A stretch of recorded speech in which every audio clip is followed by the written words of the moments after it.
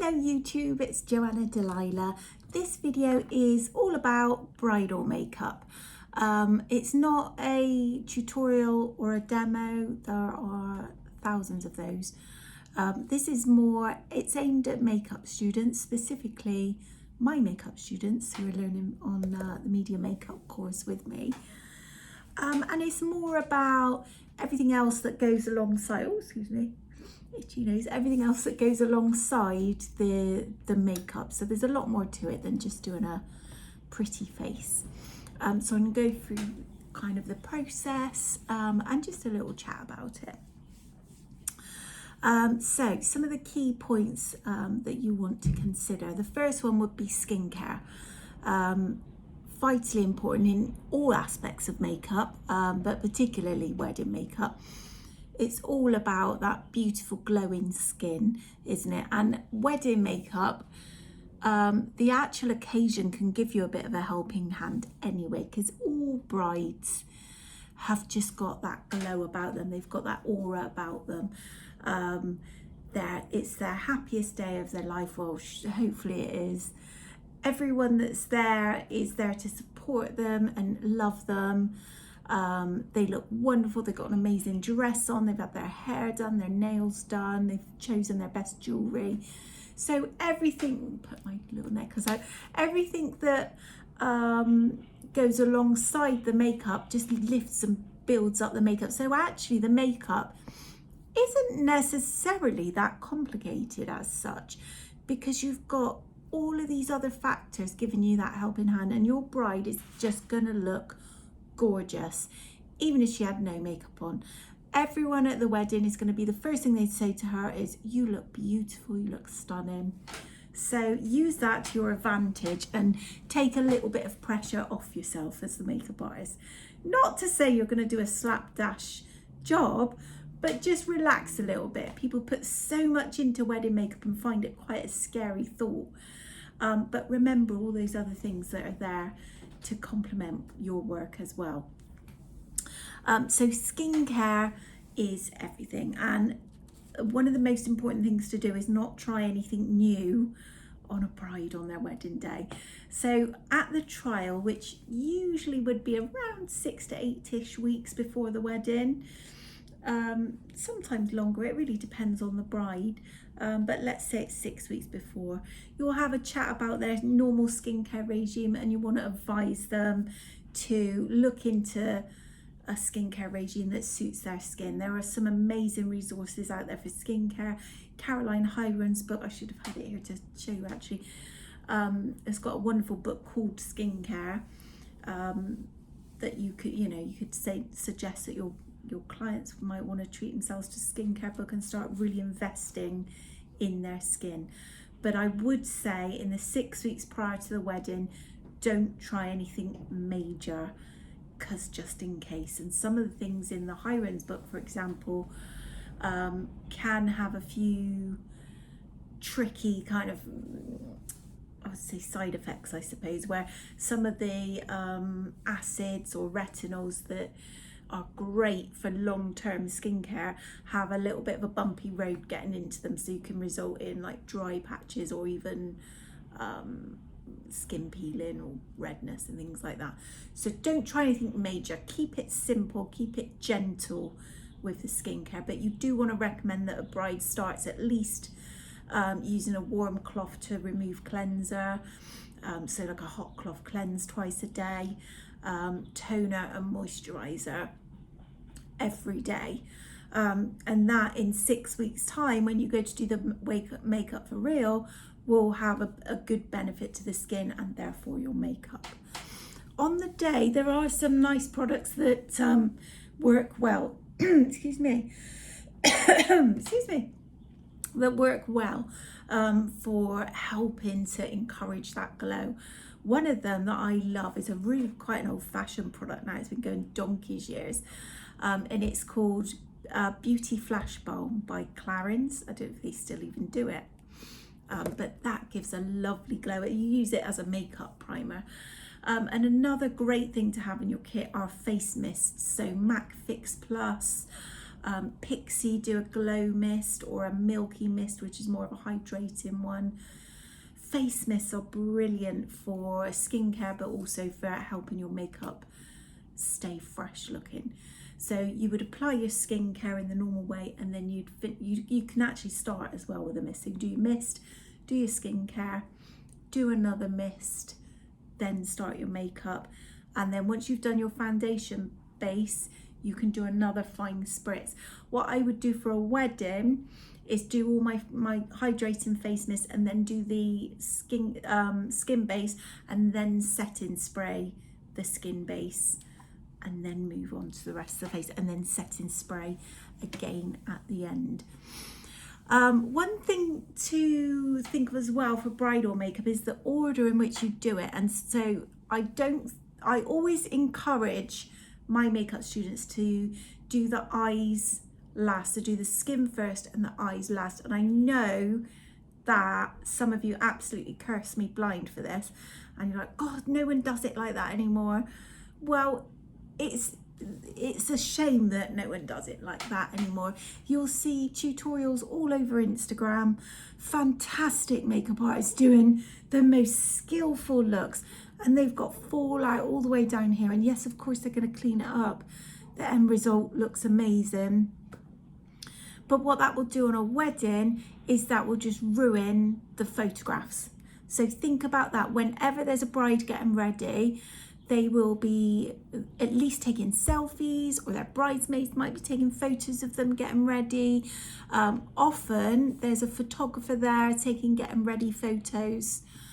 And so all of those are just rubbish if they've got complete like fallout or a big band of concealer going on. So you must think of the whole occasion. Don't just think about your makeup.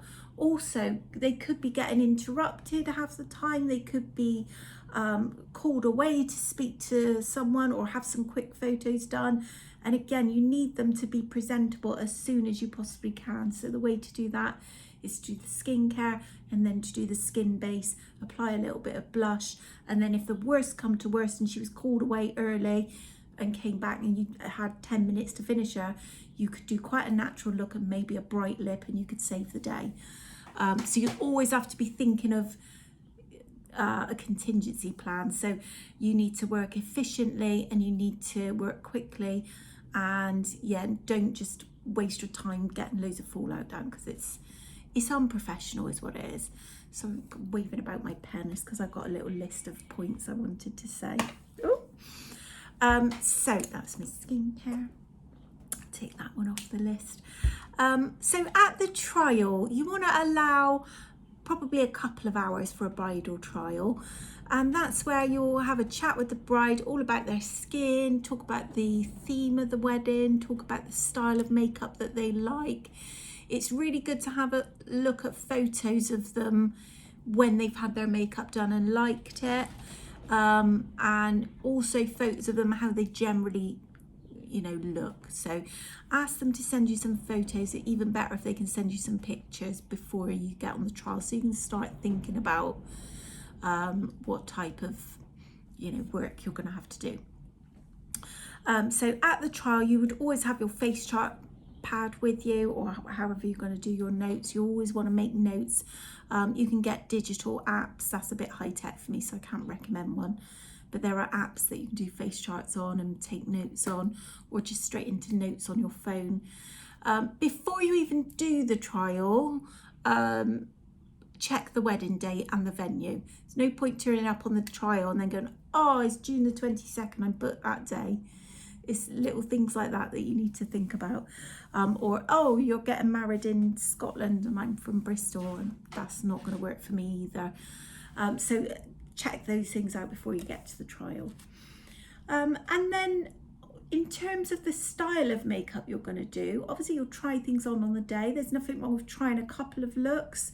Get them to take selfies so they can look back on it, and also so that you can see how it photographs. You take photos as well, which you can keep with your notes, so you can remember on the day what worked and what didn't work. Get them to send you feedback later in the day, so how long it lasted, did they have any things that they might want to change. And then you'll confirm the date with them and you'll book the appointment. You should do a bridal contract, which you can, if you're my student, I'll give you a blank one. If not, you can easily find that information online and get a template for bridal contracts. So everything should be in writing and signed, and a deposit should be taken, as well as payment for the trial. Right, that's my trial done. In terms of the style of the makeup, now this is another reason why I'm not making a makeup tutorial for wedding makeup, because I really don't think there's such a thing as wedding makeup. I think that it depends entirely on what the bride wants. So my idea of wedding makeup, I did get married in 1997, by the way, but it was blue eyeshadow, and I think, yeah, I might have even had blue mascara. No, I had blue eyeshadow and black mascara. I had blue hair mascara. I'm going off on a tangent, but that was all big in the 90s, hair mascara. It was from Dior. It's electric blue, and I had like dark hair with like blue curls in it and flowers. Anyway, I digress. But not everyone at that time would have chosen blue eyeshadow for their wedding makeup. And it's very important that the bride is in the driving seat in terms of the type of makeup that they have. We can advise as professionals that anything too trendy, anything too strong is likely to date the photos. You think about these wedding photos need to look nice. They'll be on the wall for many, many years to come. So anything too trendy will start to look quite old-fashioned. So that's why I think a lot of people suggest going for a more neutral or classic look with bridal makeup. And yes, I think that's relevant, but then again, what's wrong with dated wedding photos? That's half the fun, isn't it? It captures a moment in time, and you want your bride to look and feel her best. Now, if she always wears really black, dark, blocky eyebrows, but she always wears them like that, and then on her wedding, you soften them, and yes, they might look better to you or to me, but all of her family and friends are going to think, oh, she looks a bit weird. So think about, you know, your bride needs to feel beautiful, and she will look beautiful if she feels beautiful, even with her black, blocky eyebrows. So in terms of the type of makeup, just go with what they like, but advise that there are certain things they might want to consider. And those things would be things like making sure that they're well powdered down the T-zone. Dewy skin at the moment is very fashionable and looks gorgeous, but too much highlighter or too much dewy can be a photographer's worst nightmare. So tone down the highlighter just a smidge. Not I'm not saying you can't highlight, because it looks wonderful, especially on brides, but you want to make sure you're counteracting it with a nice amount of blush, especially if they're wearing a white dress, which can be really quite draining on a lot of people and hard to wear all white. So you'll want a slightly stronger blush and possibly a slightly stronger lip colour. A nude lip is gorgeous on a bride, especially with a dark smoky eye, but it again doesn't always photograph as nicely as it looks. This makeup needs to look beautiful in person, but as importantly, it needs to look amazing on camera as well. So yeah, up your pigment for your blush a little bit. It doesn't need to look crazy, but just think about it and make sure it looks nice in the photos as well as nice in person. Time of day, that's something else to consider. Is it an evening wedding? Is it in the morning? Is it in the afternoon? Those types of things will play a part in the style of makeup you do. Evening makeup, evening weddings can be a bit heavier because the lighting for photos is a bit more forgiving than bright daylight, so you can go quite strong. Think about if it's going to be flash photography or if it's going to be daylight photos. That will make a big difference as well. So look at makeup that works for the different lightings. That's a whole big other topic again, so I'm not going to go too much into it, but it is a point to consider. Is there a theme or a colour scheme for the wedding? Think about what they're wearing as well, and it's nice to tone in with that. Bridesmaids, mother of the bride, consider those. You wouldn't necessarily want to do a trial for those, but you would, I mean, they may do, some bridesmaids do like getting involved right from the word go. Here's my doggy. Oh, she's gone again. But yeah, so all of those things. How many makeups are you going to be doing on the day? Is it feasible for you to do them all? If it's a huge wedding party, you'll want to look at another makeup artist. The maximum I personally would take on to do myself, and that would be quite a stretch, would be 6. I usually allow around about 25-30 minutes per bridesmaid, but then you need a good 15 minutes, here she is, 15 minutes in between. Hey, yo, Jojo, that's Mabel. Good 15, what was I saying, 15-30 minutes, 15-20 minutes in between, that's where I was going, because you'll need to clean everything, clean your brushes, reset up your station as well. So work out your timing. So most wedding makeups, if you've got bridesmaids and mum of the bride to do as well, are gonna take you at least 4 hours to complete. Thinking about your setting up, your cleaning down, and then right at the end, you're touching up of everyone's lipstick and things like that, if they've probably been drinking champagne. I always like to stay on hand until the bride's ready to go. I pack up most of my kit and I'll leave a few things out that I might need. But it's lovely to be involved in a wedding. Often you're there when she's getting into her dress. Sometimes you might help lace her up in the dress.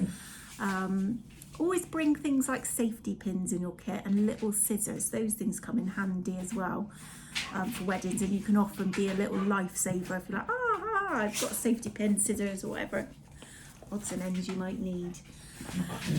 Right, Mabel's having a funny 5 minutes. That's bad timing, isn't it? Right. A touch-up kit / gift bag. That's the next thing I've written down. I always like to, for bridal makeup, I think it's a nice idea to give a little gift bag or a little touch-up kit. You can get, I haven't got any to show you, how annoying, little like drawstring organza bags. You can get things like that on eBay really cheaply. And in there I would put my business card, a pack of polos or Smiths or something like that, a small pack of tissues, and you can get blotting papers, which are good for touching up any shine in a little pack, so put those in there. If you want to be really fancy, maybe you're going for a more of a higher end budget, bridal budget wise, you could get little mirror to put in there, and then a sample of the lipstick. And what I usually do is get a little, again on eBay, little tiny clear plastic pots, scrape out a bit of the lipstick you use, put that in the bag, and also put in, I'm so badly planned, I should have shown you, but a lip gloss, a disposable lip gloss applicator. It's like they call it a doe foot lip gloss wand. They're much better than disposable lip brushes because they're a bit more sturdy, I suppose. They're too flimsy, the brushes on hair has come out of them. So a little lip brush wand is a nice thing to put in there. And then the last thing I wanted to touch on was the pricing for bridal makeup. It is more expensive and it should be more expensive. Often you'll get people, expecting you to justify, well, why at the trial was it £40 and then it's 80 on the day? I'm not saying that's how much you should charge, by the way. That's figures just plucked out the air. You would need to look at the going rate in your area for how much you should charge. But it should be at least double per face what it is on a normal day, like a going out party makeup. Even if the makeup look is basically the same as a party makeup and you are using pretty much the same products, you have to think about a lot more with a wedding makeup. For a party makeup, you would turn up, do the makeup, off you go. For a wedding, you're there for a lot longer. There's a lot more involved in terms of, like I said, little things like having safety pins on you, helping them get in the dress, waiting until they're ready to leave to check that everything is a-okay. Is something that is a lot more involved than just doing a makeup. And off you go. There's much more thought goes into it with doing the trial, all of your research leading up to the event, getting there, so obviously your travel expenses, your time for all the clearing up and cleaning of brushes in between, and your expertise and your training.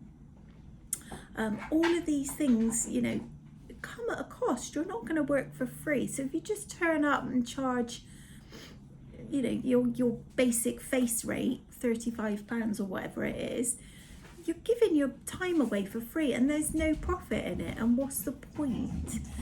And for a premium service, here she is again, you expect to pay a premium price. So if you're too cheap, it also devalues you. It makes you, yeah, you're not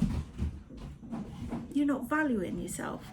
The other thing, which I think is a big thing to consider, not only your insurance and expenses like that and your kit, but also wedding makeup is a huge commitment. You're going to put a booking in your diary now for, could be a year, it might even be 2 years time. So you're going to hold that place for a long amount of time. You're not going to do that for £30. So think about the commitment, and also on the day they're hiring a professional, and you're going to have all those other skills as well as just doing an amazing makeup. You're going to remember the sequence, and you're going to get their skin base done first so that they can have good photographs. You're not going to have fallout because you're well practiced, well trained professional. You are going to be, you know, obviously hygienic, and your service is going to be tip top, but you're also going to be calming. You're going to pay attention to your bride. You're going to treat her like an absolute queen, which you should with every client, but particularly for brides. And so yes, all of that should be at least double the price of just a Friday night out makeup. So you shouldn't even need to justify all of that, but if you do, you have got plenty of justification for doubling your prices for bridal. It's worth it, and you know, it's not just people say, oh, as soon as I say bridal, the price doubles. Yes, and it should, because of the commitment. Wedding makeup is a huge deal. That went a bit ranty at the end, and with Mabel growling and bringing her toys in.